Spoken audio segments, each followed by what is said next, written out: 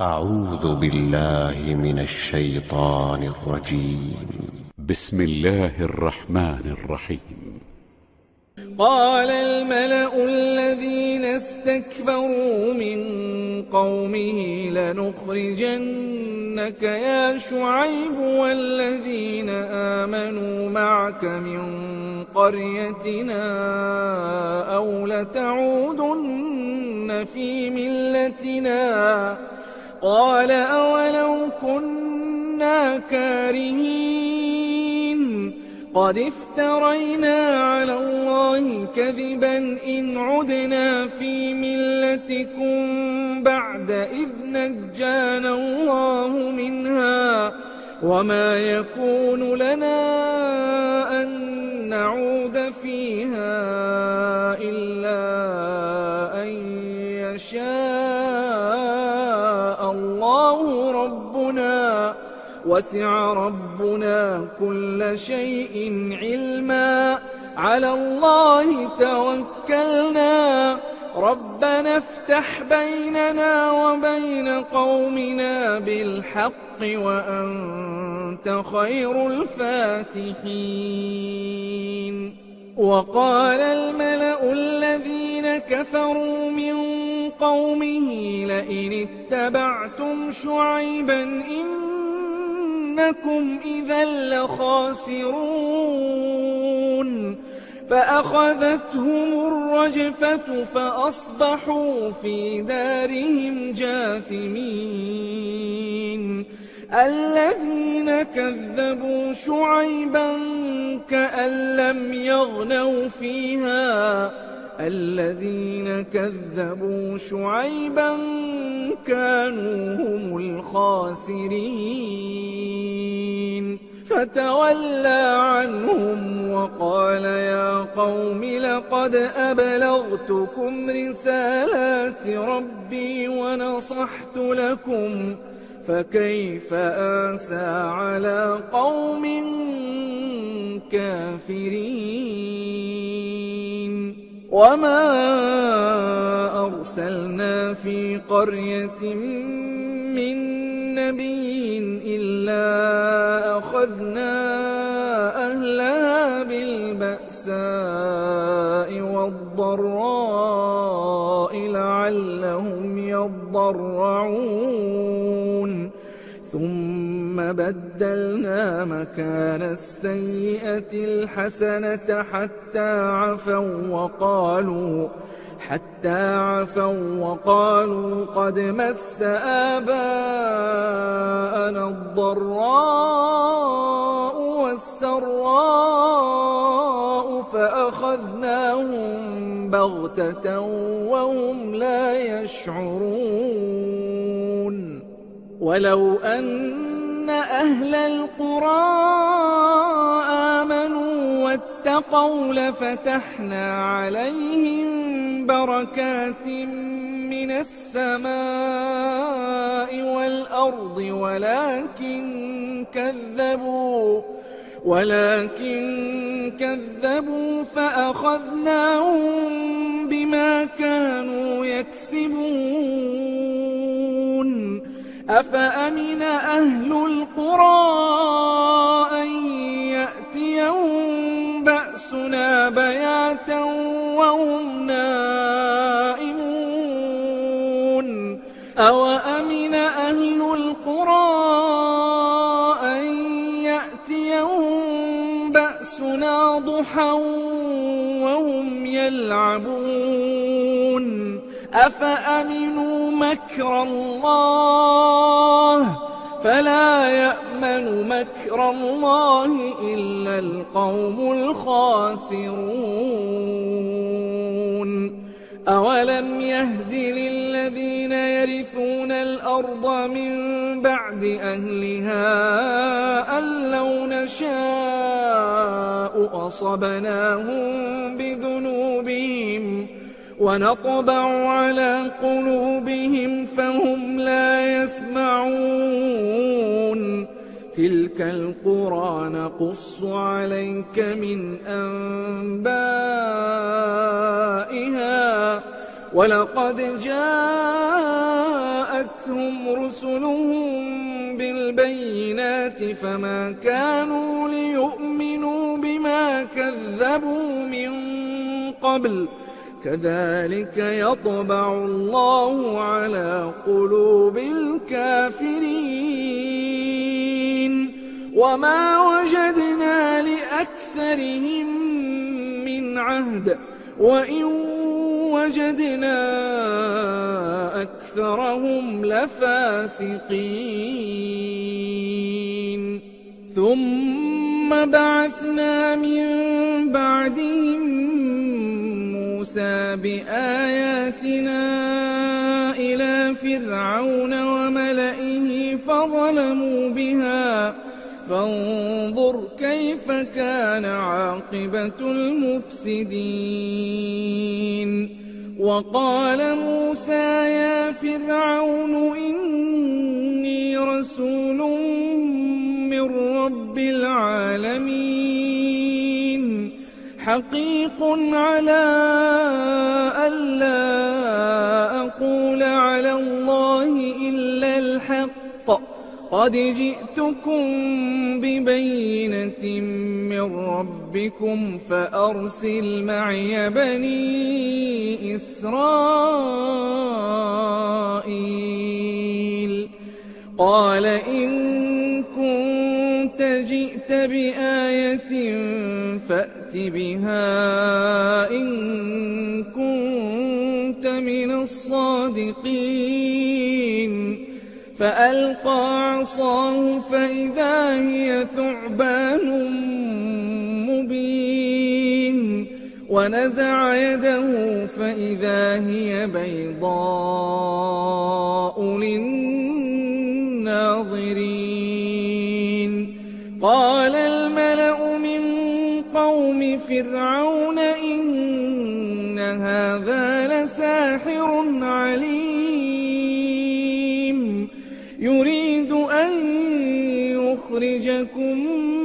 من أرضكم فماذا تأمرون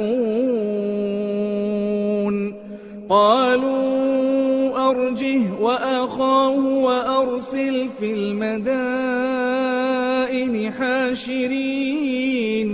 يأتوك بكل ساحر عليم وجاء السحرة فرعون قالوا إن لنا لأجرا إن كنا نحن الغالبين قال نعم وإنكم لمن المقربين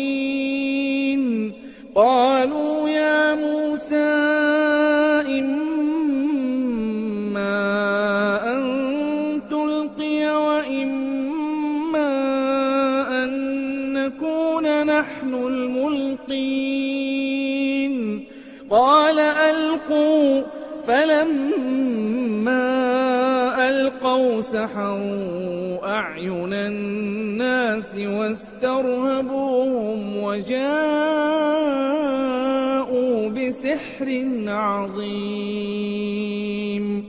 وأوحينا إلى موسى أن ألق عصاك فإذا هي تلقف ما يأفكون فوقع الحق وبطل ما كانوا يعملون فغلبوا هنالك وانقلبوا صاغرين وألقي السحرة ساجدين قالوا آمنا برب العالمين رب موسى وهارون قال فرعون آمنتم به قبل أن آذن لكم إن هذا لمكر مكرتموه في المدينة لتخرجوا منها أهلها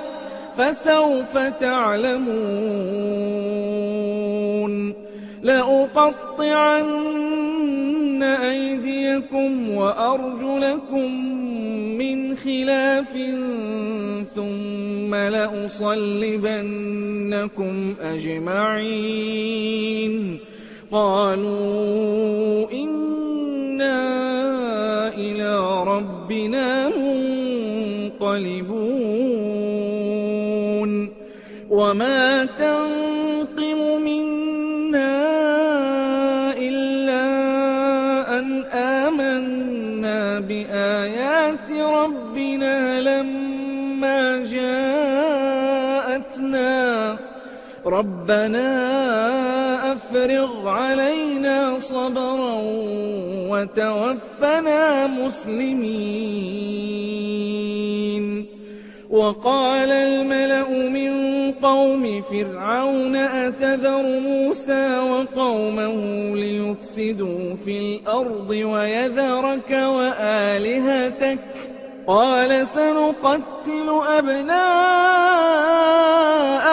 ونستحيي نساءهم وإنا فوقهم قاهرون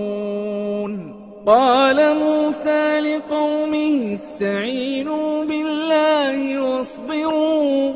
إن الأرض لله يورثها من يشاء من عباده والعاقبة للمتقين قالوا أوذينا من قبل أن تأتينا ومن بعد ما جئتنا قال عسى ربكم أن يهلك عدوكم ويستخلفكم في الأرض فينظر كيف تعملون ولقد أخذنا آل فرعون بالسنين ونقص من الثمرات لعلهم يذكرون فإذا جاءتهم الحسنة قالوا لنا هذه وإن تصبهم سيئة يطيروا بموسى ومن معه ألا إنما طائرهم عند الله ولكن أكثرهم لا يعلمون وقالوا مهما تأتنا به من آية لتسحرنا بها فما نحن لك بمؤمنين فأرسلنا عليهم الطوفان والجراد والقمل والضفادع والدم آيات مفصلات فاستكبروا وكانوا قوما مجرمين ولما وقع عليهم الرجز قالوا يا موسى ادع لنا ربك بما عهد عندك لئن كشفت عنا الرجز لنؤمنن لك ولنرسلن معك بني إسرائيل فلما كشفنا عنهم الرجز إلى أجل هم بالغوه إذا هم ينكثون فانتقمنا منهم فأغرقناهم في اليم بأنهم كذبوا بآياتنا وكانوا عنها غافلين وأورثنا القوم الذين كانوا يستضعفون مشارق الأرض ومغاربها التي باركنا فيها وتمت كلمة ربك الحسنى على بني إسرائيل بما صبروا ودمرنا ودمرنا ما كان يصنع فرعون وقومه وما كانوا يعرشون وجاوزنا ببني إسرائيل البحر فأتوا على قوم يعكفون على أصنام لهم قالوا يا موسى اجعل لنا إلها كما لهم آلهة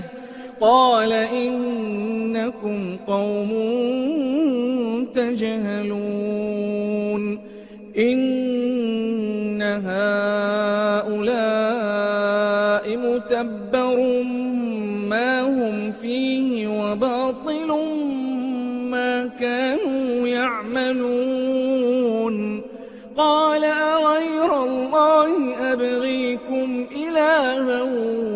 وهو فضلكم على العالمين وإذ أنجيناكم من آل فرعون يسومونكم سوء العذاب يقتلون أبناءكم ويستحيون نساءكم وفي ذلكم بلاء من ربكم عظيم وواعدنا موسى 30 ليلة وأتممناها ب10 فتم ميقات ربه 40 ليلة وقال موسى لأخيه هارون اخلفني في قومي وأصلح ولا تتبع سبيل المفسدين ولما جاء موسى لميقاتنا وكلمه ربه قال رب أرني أنظر إليك قال لن تراني ولكن انظر إلى الجبل فإن استقر مكانه فسوف تراني فلما تجلى ربه للجبل جعله دكا وخر موسى صعقا فلما أفاق قال سبحانك تبت إليك وأنا أول المؤمنين قال يا موسى إني اصطفيتك على الناس برسالاتي وبكلامي فخذ ما آتيتك وكن من الشاكرين وكتبنا له في الألواح من كل شيء موعظة وتفصيلا لكل شيء فخذها بقوة وأمر قومك يأخذوا بأحسنها سأريكم دار الفاسقين سأصرف عن آياتي الذين يتكبرون في الأرض بغير الحق وإن يروا كل آية لا يؤمنوا بها وإن يروا كل آية لا يؤمنوا بها وإن يروا سبيل الرشد لا يتخذوه سبيلا وإن يروا سبيل الغي يتخذوه سبيلا ذلك بأنهم كذبوا بآياتنا وكانوا عنها غافلين والذين كذبوا بآياتنا ولقاء الآخرة حبطت أعمالهم هل يجزون إلا ما كانوا يعملون واتخذ قوم موسى من بعده من حليهم عجلا جسدا له خوار ألم يروا أنه لا يكلمهم ولا يهديهم سبيلا اتخذوه وكانوا ظالمين ولما سقط في أيديهم ورأوا أنهم قد ضلوا قالوا لئن لم يرحمنا ربنا ويغفر لنا لنكونن من الخاسرين ولما رجع موسى إلى قومه غضبان أسفا قال بئس ما خلفتموني من بعدي أعجلتم أمر ربكم وألقى الألواح وأخذ برأس أخيه يجره إليه قال ابن إن القوم استضعفوني وكادوا يقتلونني فلا تشمت بي الأعداء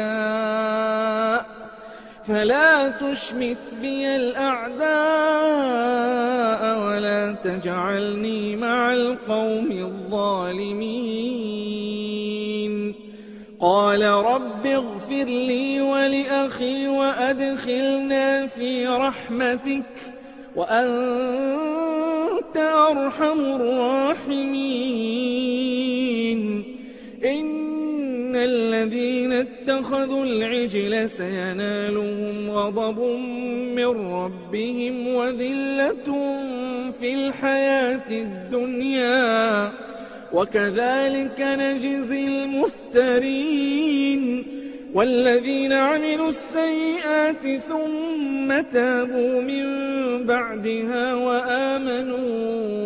إن ربك من بعدها لغفور رحيم ولما سكت عن موسى الغضب أخذ الألواح وفي نسختها هدى ورحمة للذين هم لربهم يرهبون واختار موسى قومه 70 رجلا لميقاتنا فلما أخذتهم الرجفة قال رب لو شئت أهلكتهم من قبل وإياي أتهلكنا بما فعل السفهاء منا إن هي إلا فتنتك تضل بها من تشاء وتهدي من تشاء أنت ولينا فاغفر لنا وارحمنا وأنت خير الغافرين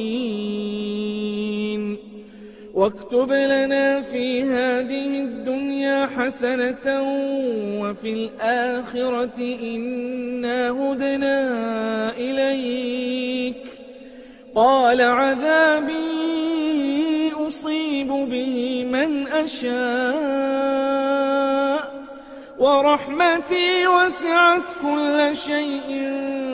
فسأكتبها للذين يتقون ويؤتون الزكاة والذين هم بآياتنا يؤمنون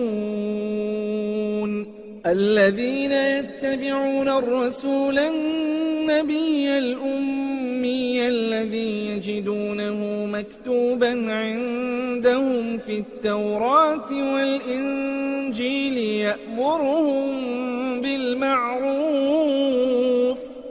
يأمرهم بالمعروف وينهاهم عن المنكر ويحل لهم الطيبات ويحرم عليهم الخبائث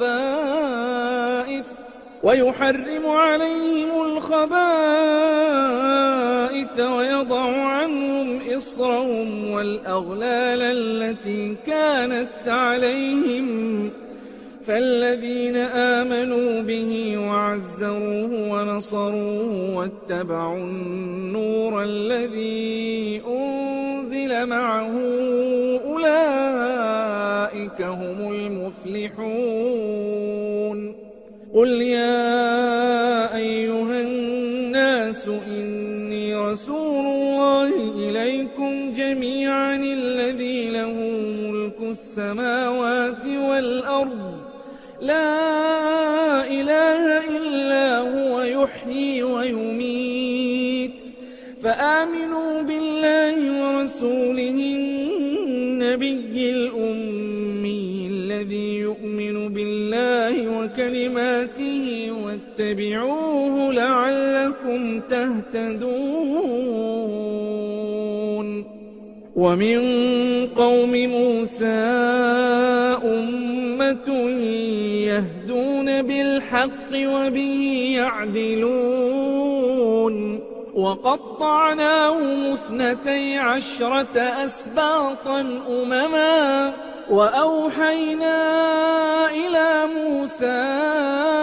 إذ استسقاه قومه أن اضرب بعصاك الحجر فانبجست منه 12 عينا قد علم كل أناس مشربهم وظللنا عليهم الغمام وأنزلنا عليهم المن والسلوى كلوا من طيبات ما رزقناكم وما ظلمونا ولكن كانوا أنفسهم يظلمون وإذ قيل لهم اسكنوا هذه القرية وكلوا منها حيث شئتم وقولوا حطة وادخلوا الباب سجدا نغفر لكم خطيئاتكم سنزيد المحسنين فبدل الذين ظلموا منهم قولا غير الذي قيل لهم فأرسلنا عليهم رجزا من السماء بما كانوا يظلمون واسألهم عن القرية التي كانت حاضرة البحر إذ يعدون في السبت إذ تأتيهم حيتانهم يوم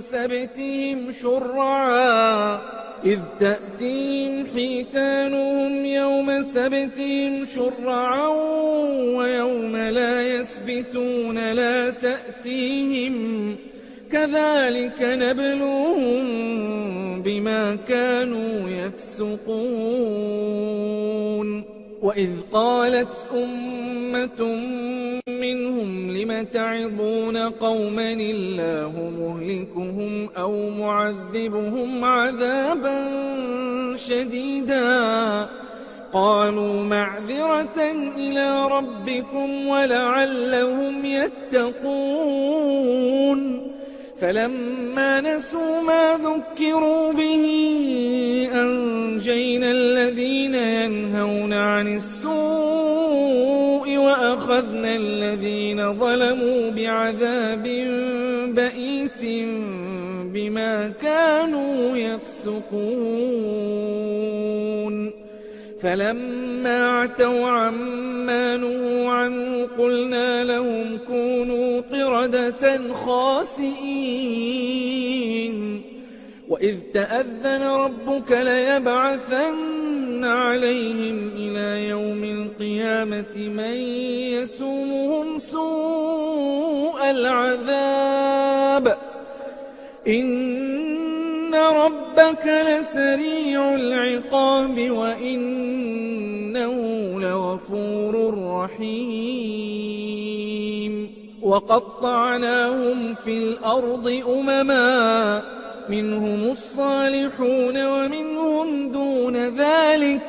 وبلوناهم بالحسنات والسيئات لعلهم يرجعون فخلف من بعدهم خلف ورثوا الكتاب يأخذون عرض هذا الأدنى ويقولون سيغفر لنا وإن يأتهم عرض مثله يأخذوه ألم يؤخذ عليهم ميثاق الكتاب ألا يقولوا على الله إلا الحق ودرسوا ما فيه والدار الآخرة خير للذين يتقون أفلا تعقلون والذين يمسكون بالكتاب وأقاموا الصلاة إنا لا نضيع أجر المصلحين وإذ نتقنا الجبل فوقهم كأنه ظلة وظنوا أنه واقع بهم خذوا ما آتيناكم بقوة واذكروا ما فيه لعلكم تتقون وإذ أخذ ربك من بني آدم من ظهورهم ذريتهم وأشهدهم على أنفسهم ألست بربكم قالوا بلى شهدنا أن تقولوا يوم القيامة إنا كنا عن هذا غافلين أو تقولوا إنما أشرك آباؤنا من قبل وكنا ذرية من بعدهم أفتهلكنا بما فعل المبطلون وكذلك نفصل الآيات ولعلهم يرجعون واتل عليهم نبأ الذي آتيناه آياتنا فانسلخ منها فأتبعه الشيطان فكان من الغاوين ولو شئنا لرفعناه بها ولكنه أخلد إلى الأرض واتبع هواه فمثله كمثل الكلب إن تحمل عليه يلهث أو تتركه يلهث ذلك مثل القوم الذين كذبوا بآياتنا فاقصص القصص لعلهم يتفكرون ساء مثلا القوم الذين كذبوا بآياتنا وأنفسهم كانوا يظلمون من يهد الله فهو المهتدي ومن يضلل فأولئك هم الخاسرون ولقد ذرأنا لجهنم كثيرا من الجن والإنس لهم قلوب لا يفقهون بها ولهم أعين لا يبصرون بها ولهم آذان لا يسمعون بها أولئك كالأنعام بل هم أضل أولئك هم الغافلون ولله الأسماء الحسنى فادعوه بها وذروا الذين يلحدون في أسمائه سيجزون ما كانوا يعملون وممن خلقنا أمة يهدون بالحق وبه يعدلون والذين كذبوا بآياتنا سنستدرجهم من حيث لا يعلمون وأملي لهم إن كيدي متين أولم يتفكروا ما بصاحبهم من جنة إن هو إلا نذير مبين أولم ينظروا في ملكوت السماوات والأرض وما خلق الله من شيء وأن عسى أن يكون قد اقترب أجلهم فبأي حديث بعده يؤمنون من يضلل الله فلا هادي له ويذرهم في طغيانهم يعمهون يسألونك عن الساعة أيان مرساها قل إنما علمها عند ربي لا يجليها لوقتها إلا هو ثقلت في السماوات والأرض لا تأتيكم إلا بغتة يسألونك كأنك حفي عنها قل إنما علمها عند الله ولكن أكثر الناس لا يعلمون قل لا أملك لنفسي نفعا ولا ضرا إلا ما شاء الله ولو كنت أعلم الغيب لاستكثرت من الخير وما مسني السوء إن أنا إلا نذير وبشير لقوم يؤمنون هو الذي خلقكم من نفس واحدة وجعل منها زوجها ليسكن إليها فلما تغشاها حملت حملا خفيفا فمرت به فلما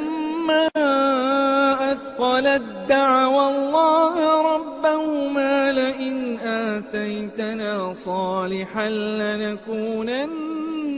من الشاكرين فلما آتاهما صالحا جعلا له شركاء فيما آتاهما فتعالى الله عما يشركون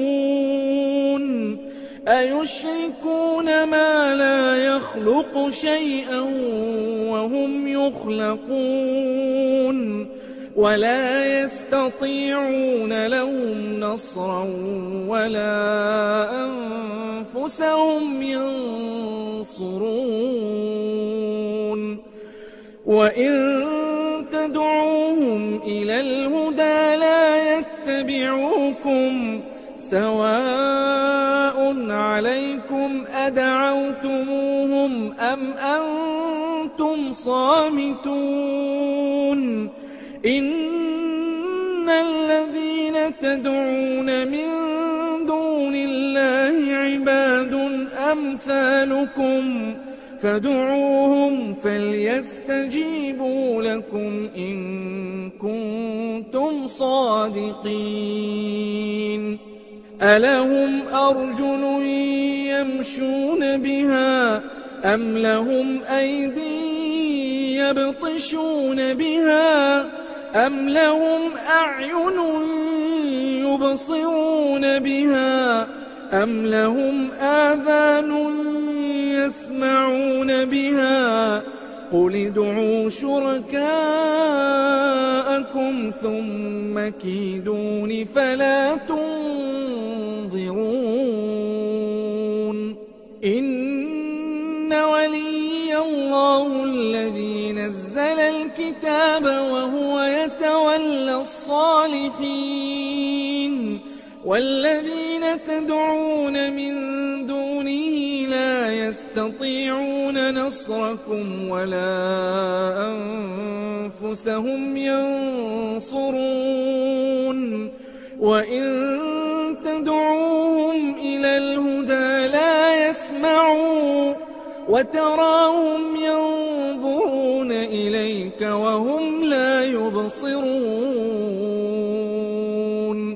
خذ العفو وأمر بالعرف وأعرض عن الجاهلين وإما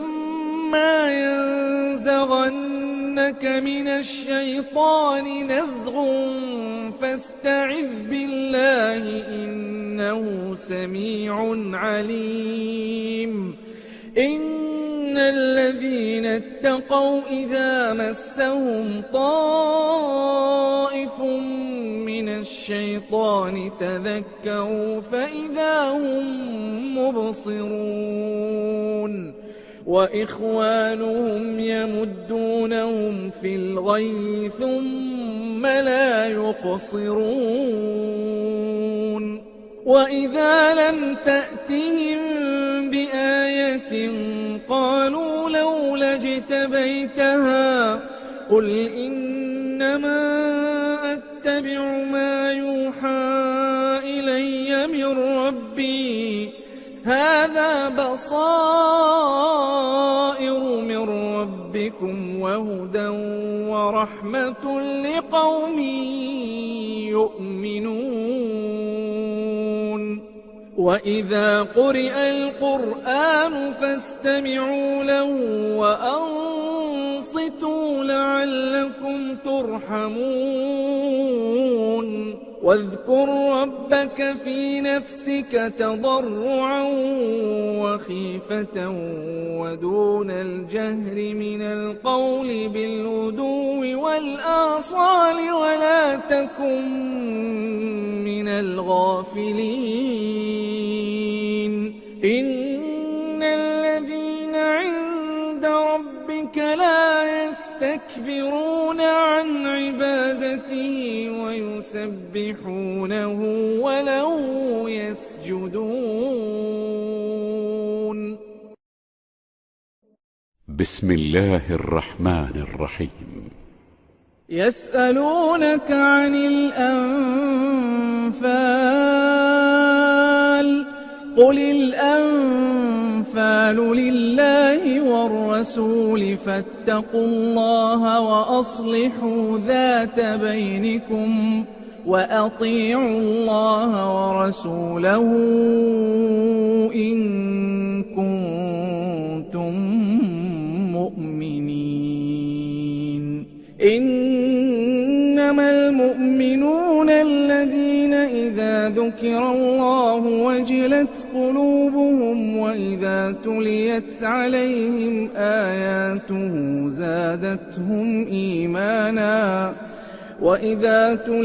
عليهم آياته زادتهم إيمانا وعلى ربهم يتوكلون الذين يقيمون الصلاة ومما رزقناهم ينفقون أولئك هم المؤمنون حقا لهم درجات عند ربهم ومغفرة ورزق كريم كما أخرجك ربك من بيتك بالحق وإن فريقا من المؤمنين لكارهون يجادلونك في الحق بعدما تبين كأنما يساقون إلى الموت وهم ينظرون وإذ يعدكم الله إحدى الطائفتين أنها لكم وتودون أن ذات الشوكة تكون لكم وتودون أن غير ذات الشوكة تكون لكم ويريد الله أن يحق الحق بكلماته ويقطع دابر الكافرين ليحق الحق ويبطل الباطل ولو كره المجرمون إذ تستغيثون ربكم فاستجاب لكم أني ممدكم ب1000 من الملائكة مردفين وما جعله الله إلا بشرى ولتطمئن به قلوبكم وما النصر إلا من عند الله إن الله عزيز حكيم إذ يغشيكم النعاس أمنة منه وينزل عليكم من السماء ماء ليطهركم به ويذهب عنكم رجز الشيطان وليربط على قلوبكم ويثبت به الأقدام إذ يوحي ربك إلى الملائكة أني معكم فثبتوا الذين آمنوا سألقي في قلوب الذين كفروا الرعب فاضربوا فوق الأعناق واضربوا منهم كل بنان ذلك بأنهم شاقوا الله ورسوله ومن يشاقق الله ورسوله فإن الله شديد العقاب ذلكم فذوقوه وأن للكافرين عذاب النار يا أيها الذين آمنوا إذا لقيتم الذين كفروا زحفا فلا تولوهم الأدبار ومن يولهم يومئذ دبرا إلا متحرفا لقتال أو متحيزا إلى فئة فقد باء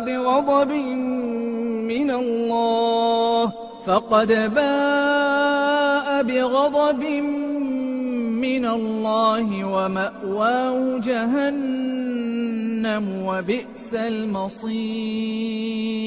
فلم تقتلوهم ولكن الله قتلهم وما رميت إذ رميت ولكن الله رمى وليبلي المؤمنين منه بلاء حسنا إن الله سميع عليم ذلكم وأن الله موهن كيد الكافرين إن تستفتحوا فقد جاءكم الفتح وإن تنتهوا فهو خير لكم وإن تعودوا نعد ولن تغني عنكم فئتكم شيئا ولو كثرت وأن الله مع المؤمنين يا أيها الذين آمنوا أطيعوا الله ورسوله ولا تولوا عنه وأنتم تسمعون ولا تكونوا كالذين قالوا سمعنا وهم لا يسمعون إن شر الدواب عند الله الصم البكم الذين لا يعقلون ولو علم الله فيهم خيرا لأسمعهم ولو أسمعهم لتولوا وهم معرضون يا أيها الذين آمنوا استجيبوا لله وللرسول إذا دعاكم لما يحييكم واعلموا أن الله يحول بين المرء وقلبه وأنه إليه تحشرون واتقوا فتنة لا تصيبن الذين ظلموا منكم خاصة واعلموا أن الله شديد العقاب واذكروا إذ أنتم قليل مستضعفون في الأرض تخافون أن يتخطفكم الناس فآواكم وأيدكم بنصره ورزقكم من الطيبات لعلكم تشكرون يا أيها الذين آمنوا لا تخونوا الله والرسول وتخونوا أماناتكم وأنتم تعلمون واعلموا أنما أموالكم وأولادكم فتنة وأن الله عنده أجر عظيم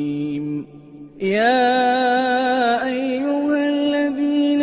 آمنوا إن تتقوا الله يجعل لكم فرقانا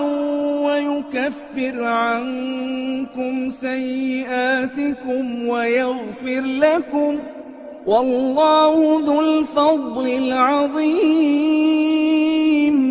وإذ يمكر بك الذين كفروا ليثبتوك أو يقتلوك أو يخرجوك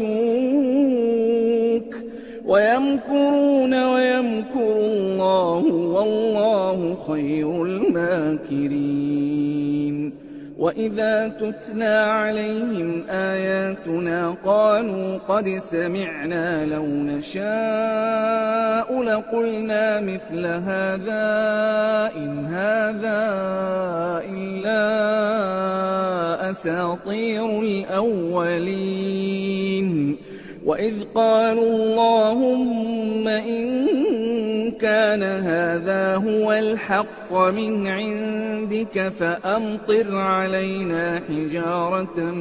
من السماء أو ائتنا بعذاب أليم وما كان الله ليعذبهم وأنت فيهم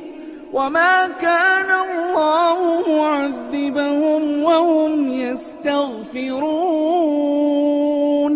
وما لهم ألا يعذبهم الله وهم يصدون عن المسجد الحرام وما كانوا أولياءه إن إلا المتقون ولكن أكثرهم لا يعلمون وما كان صلاتهم عند البيت إلا مكاء وتصدية فذوقوا العذاب بما كنتم تكفرون إن الذين كفروا ينفقون أموالهم ليصدوا عن سبيل الله فسينفقونها فيطيقونها ثم تكون عليهم حسرة ثم يغلبون والذين كفروا إلى جهنم يحشرون ليميز الله الخبيث من الطيب ويجعل الخبيث بعضه على بعض فيركمه جميعا فيجعله في جهنم أولئك هم الخاسرون قل للذين كفروا إن ينتهوا يغفر لهم ما قد سلف وإن يعودوا فقد مضت سنة الأولين وقاتلوهم حتى لا تكون فتنة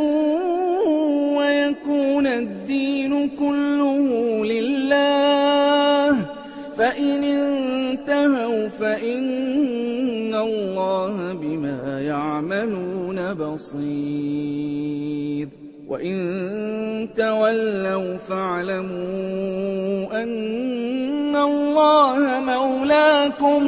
نعم المولى ونعم النصير